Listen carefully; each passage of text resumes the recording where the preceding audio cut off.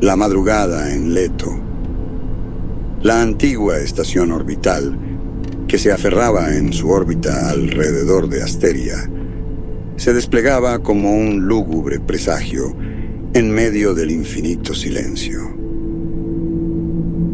La penumbra de los módulos corroídos y los pasillos oxidados recordaba a una memoria olvidada, en la que cada destello de luz parpadeante anunciaba el inexorable paso del tiempo y la decadencia. En este enclave solitario, Julio Díaz despertaba, arrastrándose fuera del letargo impuesto por la monotonía y la soledad, como si cada amanecer fuese la reanudación de una condena ineludible. Julio se incorporó con movimientos lentos y calculados, sintiendo el peso de cada instante acumulado en el frío metal de su compartimiento. La tenue luz de las lámparas de emergencia delineaba las cicatrices de Leto, donde el óxido se mezclaba con la sombra de antiguos desastres. Con una precisión casi ritual, se vistió con el traje de mantenimiento, esa coraza que lo protegía de los embates del desgaste y del implacable vacío del espacio. Mientras abrochaba cada hebilla, sus pensamientos se deslizaron por un sendero de recuerdos amargos y determinación silente. Cada día es una lucha contra la inercia del olvido, se repetía en un murmullo que se perdía en la vastedad de la estación. Con paso firme, Julio se dirigió a la sala de control, donde los paneles de instrumentos se erguían como custodios de una vigilia perpetua. Los medidores parpadeaban en una paleta de verdes y amarillos, ofreciendo la única certeza en medio del caos inminente. El zumbido constante de los sistemas de soporte vital se fundía con el crepitar de cables y estructuras que se resignaban a su propio deterioro. Sin embargo, en medio de aquella rutina casi mecánica, algo perturbó la aparente armonía del sistema. Una leve fluctuación en uno de los medidores de presión, tan sutil como un suspiro en la penumbra. ¿Qué anomalía se esconde en esta cifra?, murmuró Julio, inclinándose hacia el panel con una mezcla de cautela y urgencia.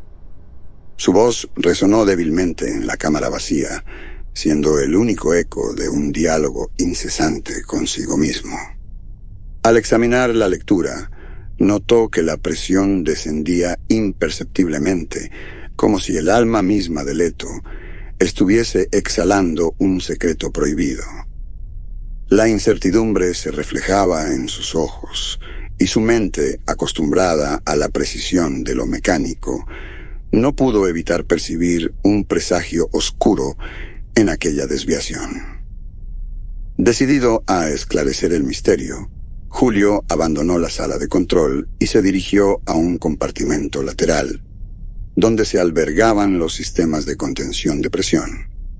Allí, a la vera de una escotilla desgastada, la superficie del metal mostraba unas extrañas marcas, finas cicatrices en forma de quemaduras, casi imperceptibles a la luz tenue, pero inequívocas en su mensaje.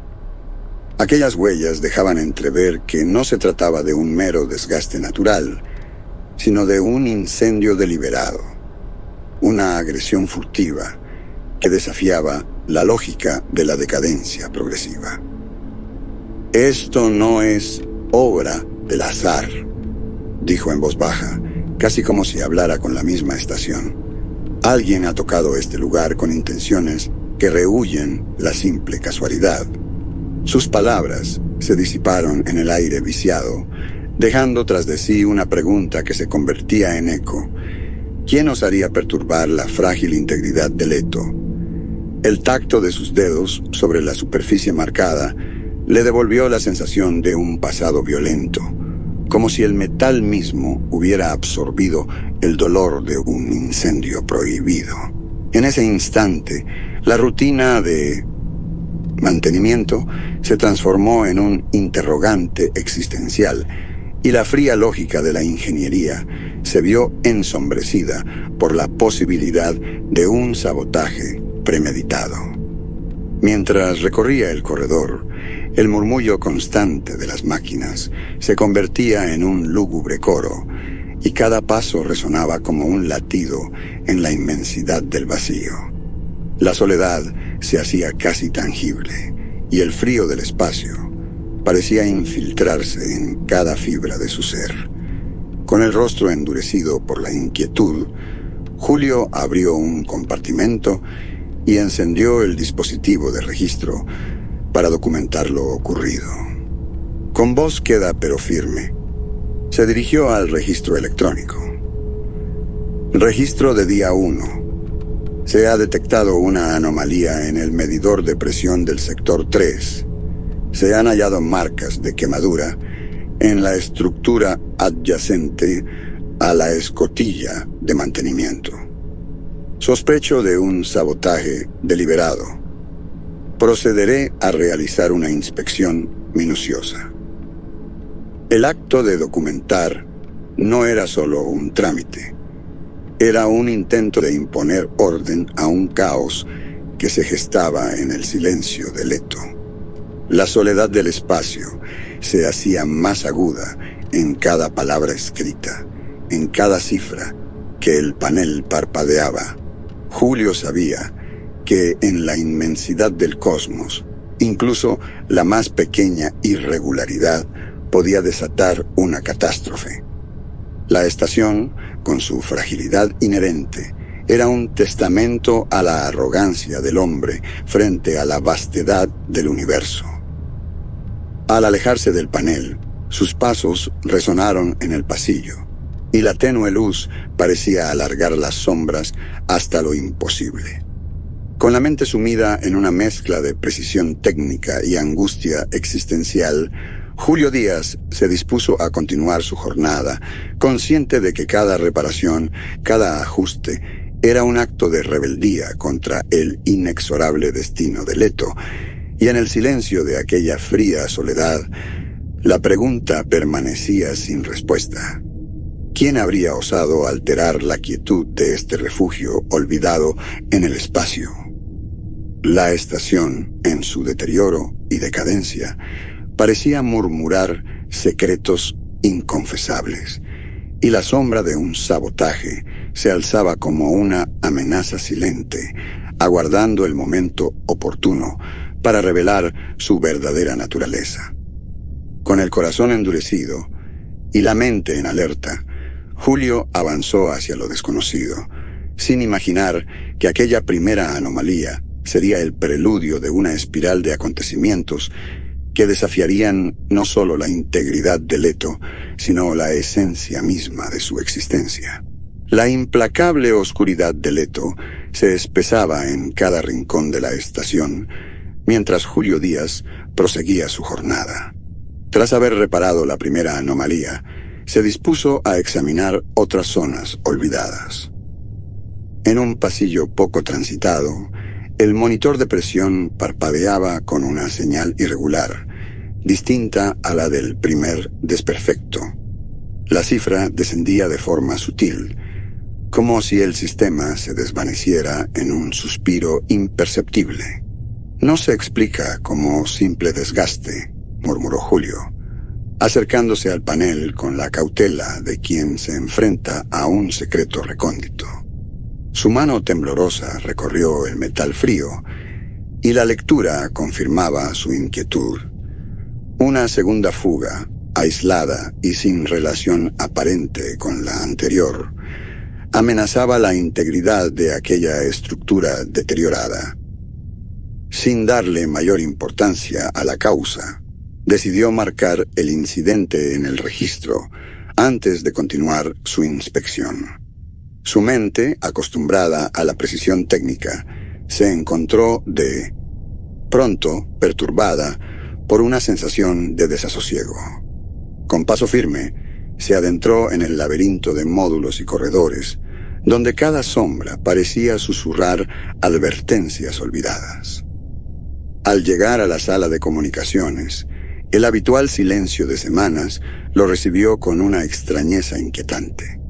La consola, antigua y maltrecha, permanecía inerte, pero entre el murmullo de la estática emergía un sonido tenue, distorsionado, casi como un lamento contenido en un eco del pasado. Julio se inclinó hacia el panel, forzando su atención a aquella anomalía auditiva. «¿Quién anda allí?», inquirió en voz baja, dirigiéndose al vacío.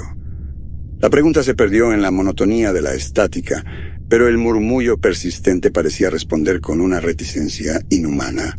No hubo diálogo, solamente la sensación de que alguien o algo se ocultaba tras las capas de interferencia. La inquietud lo llevó a recorrer otros sectores. En el almacén de suministros, entre cajas polvorientas y contenedores desvencijados, algo llamó su atención. Sobre una repisa alta, olvidada en el abandono, descansaba un objeto diminuto, un astronauta de juguete. Su apariencia era escalofriantemente familiar, evocando el contorno de su propio traje de mantenimiento, pero en una forma frágil y casi irreverente. La pintura desgastada y los rasgos simplificados contrastaban con la precisión de la ingeniería real. Parecía un relicario de una inocencia perdida, incompatible con la crudeza del entorno. Julio lo tomó entre sus dedos, examinándolo detenidamente. La figura con su casco diminuto y su postura indefensa carecía de cualquier señal de procedencia. No recordaba haberlo depositado en Leto. La confusión se mezcló con una creciente aprensión. «¿De dónde proviene esto?», exclamó con voz áspera, casi imperceptible en la vastedad del vacío. La pregunta, lanzada al silencio, parecía rebotar en las paredes oxidadas, resonando en el eco de la soledad. No había respuesta, solo la persistente sensación de haber sido observado por ojos invisibles. En ese instante, la acumulación de anomalías, la segunda fuga de presión, el murmullo distorsionado en la sala de comunicaciones y la aparición inesperada del juguetese fundieron en una revelación inexorable. Julio comprendió que Leto guardaba secretos que desafiaban la lógica de su rutina diaria. La soledad que había asumido como compañera se transformaba en una compañía extraña, una presencia latente que se insinuaba en cada rincón. El corredor se volvió testigo silente de sus pensamientos. Con la mirada fija en el objeto diminuto, Julio sintió cómo el frío metal a su alrededor adquiría una nueva dimensión, cargada de intenciones ocultas. La evidencia era ineludible. Alguien o algo se había infiltrado en la estructura, dejando señales sutiles de una presencia desconocida.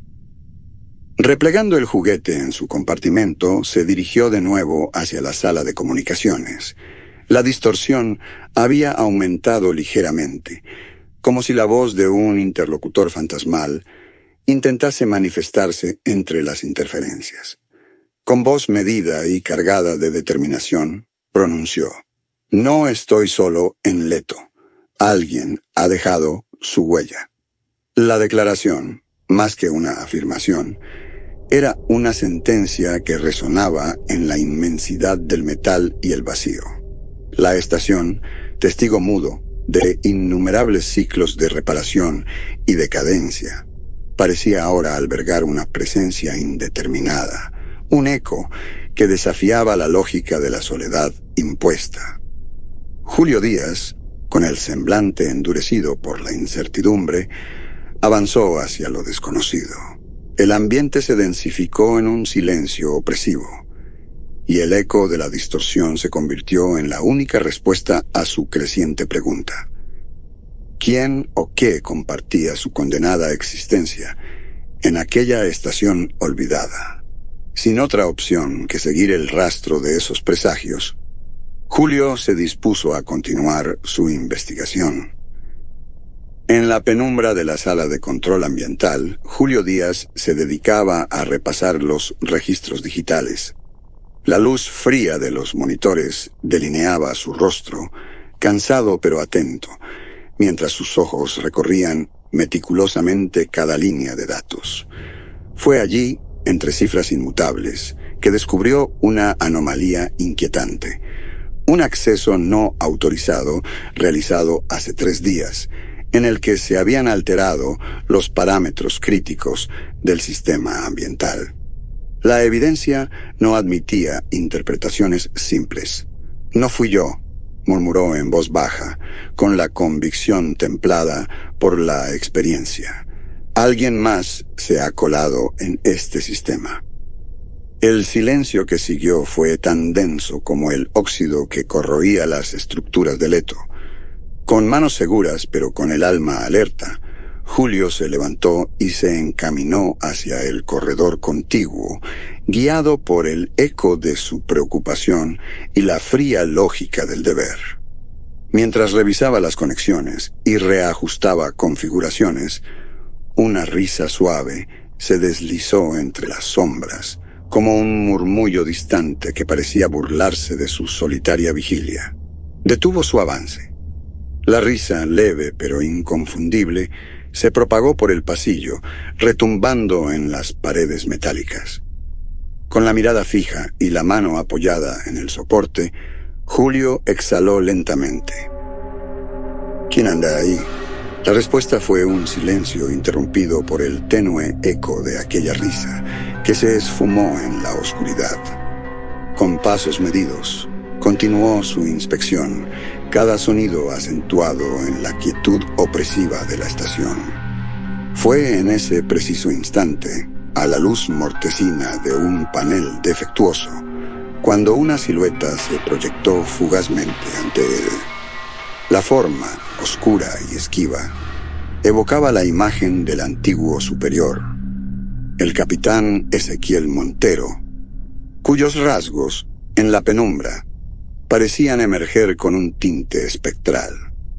Julio se detuvo en seco, conteniendo el impulso de llamarlo por su nombre, pero tan pronto como se acercó, la figura se desvaneció, dejando tras de sí solo el recuerdo de una presencia efímera.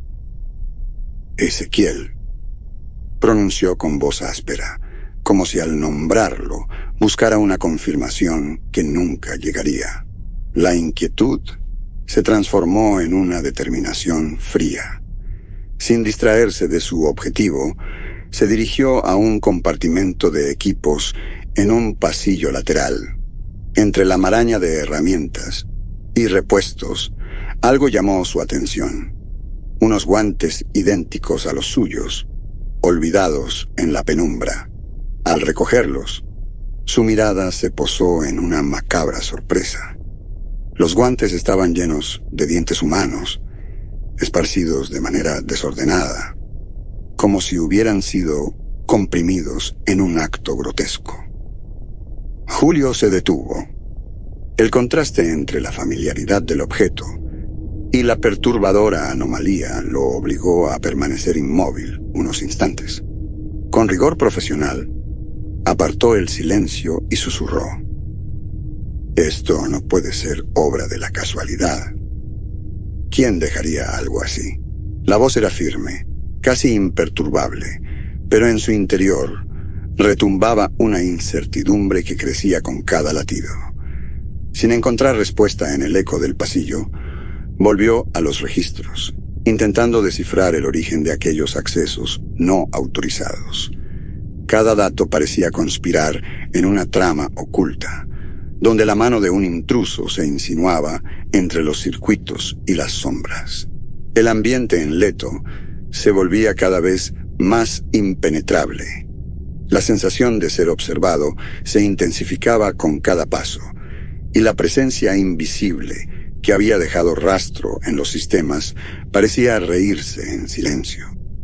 La figura fantasmal, la risa que se disipó, y ahora aquellos guantes malditos, se amalgamaban en una oscura narrativa que desafiaba la lógica técnica y erizaba la piel. Mientras la estación continuaba su marcha implacable hacia el deterioro, Julio Díaz se encontró en una encrucijada. Las respuestas que buscaba se escondían tras una red de indicios y sombras, y cada señal revelada era un presagio de una intrusión más profunda, de una presencia oculta que amenazaba con desdibujar los límites entre la vigilia y la pesadilla. Con el corazón endurecido por la crudeza de lo inexplicable, Julio guardó cuidadosamente los guantes en una bolsa estanca. No había lugar para explicaciones sentimentales en aquel entorno, solo hechos que exigían ser confrontados con la fría razón de un hombre acostumbrado a pelear contra la incertidumbre. La estación, con su letargo mecánico y su aire de abandono, parecía ahora ser el escenario de un juego siniestro, en el que cada sombra escondía un secreto, y cada silencio era un juramento de traición. El pasillo se cerraba tras él, y el eco de la risa, ya distante, se fundía con la penumbra. Julio avanzó, sabiendo que cada respuesta hallada era un nuevo enigma, y que la presencia oculta de Leto estaba apenas comenzando a revelar su verdadero rostro. Con la mirada fija en la oscuridad, se preguntó, sin esperar respuesta: ¿hasta dónde se extiende la mano que ha osado violar este santuario? La pregunta quedó suspendida en el aire, mientras la estación y sus secretos aguardaban, inmutables, el siguiente movimiento en una partida que parecía no tener final. El vacío de Leto se tornaba cada vez más impenetrable. Mientras Julio Díaz recorría el corredor principal, el frío metal parecía amplificar las sombras, y de repente una figura emergió en el umbral de una luz titilante. Frente a él, la silueta inconfundible de Lucía se materializó, casi etérea, en medio de la penumbra. «Lucía, ¿eres real?», preguntó, la voz cargada de una mezcla de incredulidad y renuencia a aceptar lo imposible. La imagen se mantuvo suspendida unos instantes. Luego, sin previo aviso, se desvaneció como si hubiese sido un espejismo forjado por la soledad. Julio se detuvo, sintiendo el peso de un recuerdo que se mezclaba con la tenue realidad de Leto, y frotó sus ojos con la esperanza de disipar la alucinación. Más adelante, en un sector donde la ingravidez convertía en caos lo ordinario, un contenedor de herramientas flotaba descentrado. Al inspeccionarlo, encontró en su interior un fragmento de tela desgarrada y empapada en sangre. El material era el mismo que formaba parte de una de las camisas que Lucía solía vestir. La evidencia golpeó a Julio con la crudeza de una revelación inesperada. «No puede ser un mero accidente», dijo en voz baja, mientras apartaba el trozo de tela con manos temblorosas, pero firmes. La presencia de esa mancha, la sensación de haberla visto antes, sugerían que algo intencionado se había infiltrado en la rutina de la estación. Al continuar su recorrido, se percató de nuevas fugas de presión esparcidas por distintos módulos. Cada pérdida no era fruto del desgaste natural, sino indicaba la intervención deliberada de una fuerza oculta. Las señales se multiplicaban sin clemencia, como si alguien o algo hubiese dispuesto de cada grieta con precisión calculada. Con determinación, Julio se dirigió a la cabina principal. Allí, ante el ventanal que ofrecía una vista incesante del abismo estelar, se detuvo frente a su propio reflejo. La imagen que le devolvía la mirada no era la de un hombre acostumbrado a la soledad. En su lugar, un semblante marcado por el rigor del aislamiento se transformaba en una figura con ojos negros y vacíos, incapaces de reflejar algo humano. «¿Qué me queda ahora?», murmuró, casi para sí, sin esperar respuesta. La pregunta quedó suspendida en la atmósfera, tan inexorable como el silencio que lo envolvía. El reflejo, inerte y acusador, parecía retar a Julio a descifrar la oscura maraña de indicios que se acumulaban en Leto. Sin permitirse diluir en la desesperación, guardó el trozo de tela en un compartimento seguro, consciente de que cada objeto hallado era parte de una trampa oculta, un vestigio de un pasado que se negaba a morir. El eco de aquella risa inhumana, apenas perceptible en el corredor, persistía en su mente. La estación, con sus fugas y grietas, se revelaba como un escenario en el que la manipulación y la traición se entrelazaban sin clemencia.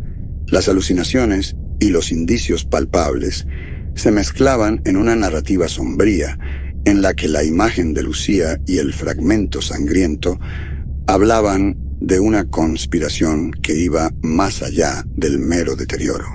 Con paso firme, pero con el alma encogida, Julio abandonó la cabina principal y se adentró en el laberinto de pasillos, donde cada sonido y cada sombra podían ser el preludio de una nueva intrusión.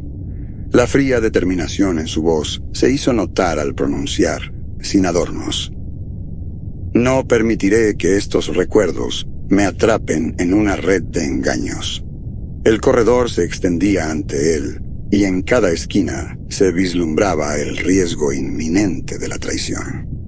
El reflejo en el ventanal, con sus ojos vacíos, parecía seguirlo a cada paso, como un recordatorio permanente de que en Leto, incluso la imagen propia podía transformarse en un enigma inquietante.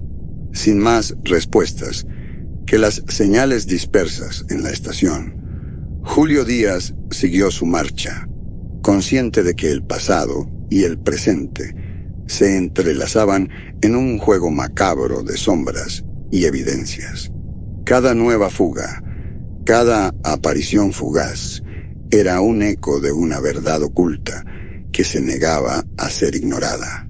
La tensión acumulada en Leto alcanzó un clímax inesperado aquella noche. En la sala de control, Julio Díaz examinaba los paneles cuando detectó, en tiempo real, una anomalía inexplicable. Un override manual en el sistema de presión, activado sin su intervención. La lectura parpadeante confirmaba lo imposible, alterando los protocolos establecidos. Con dedos temblorosos sobre la consola, Julio murmuró: «Yo no he autorizado nada». El silencio se hizo espeso. Decidido a contrarrestar la alteración, se lanzó a reconfigurar el sistema, pero justo cuando extendía la mano hacia el panel de control, la puerta se abrió de golpe. En el umbral, emergió una figura idéntica a él, imperturbable y exacta en cada rasgo. Sus ojos se encontraron en un reflejo desconcertante, una duplicidad que parecía retorcer la realidad. «¿Quién eres?», inquirió Julio, la voz áspera y cargada de incredulidad, mientras retrocedía unos pasos. La figura permaneció inmóvil, sin pronunciar palabra, su presencia tan enigmática como amenazante. La confusión se apoderó de la sala, y en ese instante un estruendo resonó en toda la estación. Las vibraciones recorrieron las estructuras, y de pronto el monitor mostró una cascada de alertas. múltiples fugas se abrían a lo largo del casco. «Esto es un desastre», exclamó Julio, mientras sus manos se apresuraban a intentar restablecer la presión. «Necesito controlar esto ahora». La estación se estremecía violentamente. Grietas se abrían en las paredes metálicas, liberando una presión descontrolada. Julio luchaba contra el pánico, mientras la magnitud de la falla superaba cualquier protocolo conocido. Con cada segundo, la estructura se desmoronaba. El eco de alarmas y el chirrido del metal en agonía llenaban la sala. Entre el caos, sus ojos se posaron en el viewport. La escena que contempló fue un golpe demoledor a su cordura. En la inmensidad del espacio, flotaba la imagen de su propio cuerpo, inerte y desfigurado. El traje, rasgado y maltrecho, dejaba escapar un líquido oscuro que se congelaba al contacto con el vacío. «¡No puede ser!», gritó Julio, la voz rota por la desesperación y la incredulidad. El tiempo pareció detenerse. La última imagen que se grabó en su mente fue la de su cadáver flotante, una advertencia macabra de una traición que trascendía cualquier lógica. Mientras trataba de recuperar el control, la estación comenzaba a colapsar a su alrededor. Las múltiples brechas en el casco se extendían sin remedio, devorando la estabilidad de Leto. En medio del caos, la figura idéntica seguía observándolo desde la puerta, inmóvil como un espectro. Julio se lanzó nuevamente a la consola, intentando reactivar los sistemas, pero el fallo era total. El sistema se apagó poco a poco, sumiendo la sala en una oscuridad absoluta. La única luz que persistía era la de la ventana, donde la silueta de su cuerpo inerte flotaba, condenada al olvido en el vacío. Con un último estremecimiento de desesperación, Julio susurró: ¿acaso soy yo el traidor? ¿O ha usurpado mi ser otro que se disfraza con mi imagen? La pregunta se perdió en el silencio sepulcral. En ese instante final, mientras la energía se extinguía y la estructura de Leto se desintegraba, el destino se selló sin piedad. La estación colapsó, y en la negrura del abismo, la última imagen quedó grabada. El cuerpo de Julio, sin vida, destrozado y arrastrado por el frío eterno del espacio, testigo silente de una traición que había quebrado el límite entre la vigilia y la pesadilla. La atmósfera en Leto se había tornado opresiva y sofocante. Julio Díaz se debatía en un frenesí desesperado, sellando compartimientos críticos con manos temblorosas. Los paneles de control se encendían en un parpadeo irregular, mientras el sistema de emergencia emitía un chillido agudo, como la agonía de una máquina moribunda. «No podemos detenerlo, no ahora», pronunció con voz áspera, mientras forzaba el cierre de un módulo dañado. Cada intento por aislar la fuga resultaba insuficiente. El oxígeno se agotaba de forma inexorable. La presión descendía a un ritmo que convertía cada respiración en un acto de voluntad sobrehumana. Entre el crepitar de los circuitos y el retumbar del metal, Julio divisó figuras en la penumbra de los pasillos. A lo lejos, la silueta de Lucía se erguía, inmóvil, con una mirada inexpresiva. Cerca, la figura de Ezequiel Montero parecía flotar sin acción, y en un espejo metálico se reflejaba, distorsionada, la imagen de un hombre con ojos vacíos, sin alma. Julio se detuvo en seco y murmuró: «¿Quién anda aquí?». La pregunta se perdió en el eco de un pasillo que ya no ofrecía respuestas. Las figuras, tan reales como etéreas, permanecían en silencio, observándolo con una imperturbable indiferencia. Mientras tanto, la estructura de Leto cedía a la presión. Las paredes se ondulaban y el metal se doblaba, exhalando un último y triste suspiro. Con el esfuerzo final de sus manos, Julio se apresuró a reiniciar los sistemas vitales, consciente de que cada segundo le arrebataba la posibilidad de respirar. La escasez de oxígeno se volvió un verdugo silencioso. La urgencia lo empujaba, pero el caos interno de la estación lo sobrepasaba. A medida que se acercaba el límite, la imagen de su propio reflejo en un panel se tornó en una advertencia sombría. El rostro que veía carecía de vida, como si el tiempo hubiera arrancado toda esencia. «No puede acabar así», replicó, casi en un susurro, mientras forzaba la mirada en busca de un atisbo de redención. El temblor se intensificó. Cada grieta en la estructura era un grito silencioso que anunciaba la inminente catástrofe. Los compartimientos se colapsaban uno tras otro, y el retumbar del metal doblándose se mezclaba con el sordo zumbido de un sistema que se apagaba. Julio sintió el peso del vacío acercarse. Cada pulsación de su corazón marcaba la cuenta regresiva de un destino sellado. En medio de ese torbellino de desespero, las figuras no se disolvieron. Permanecieron espectrales, como centinelas de un juicio ineludible. Lucía, Montero y aquella imagen difusa de sí mismo se quedaron quietos, testigos silentes del último intento de salvación. La estación, en un último acto de traición, se sometió a la fuerza del vacío. Los compartimientos fallidos cedieron por completo, permitiendo que el espacio, implacable, invadiera el interior de Leto. Mientras Julio se aferraba a la consola, su visión se nublaba. El oxígeno menguaba hasta alcanzar niveles críticos, y cada respiración se convertía en un esfuerzo fútil. En ese instante final, cuando el propio cuerpo parecía rendirse ante la inercia del desastre, se escuchó una risa burlona que se elevó desde la negrura. No era la voz de ninguna de las figuras, sino un eco desalmado que retumbó en la oscuridad, subrayando la ironía del destino. El último suspiro de Leto se manifestó en el chirrido agudo del metal que se doblaba irremediablemente.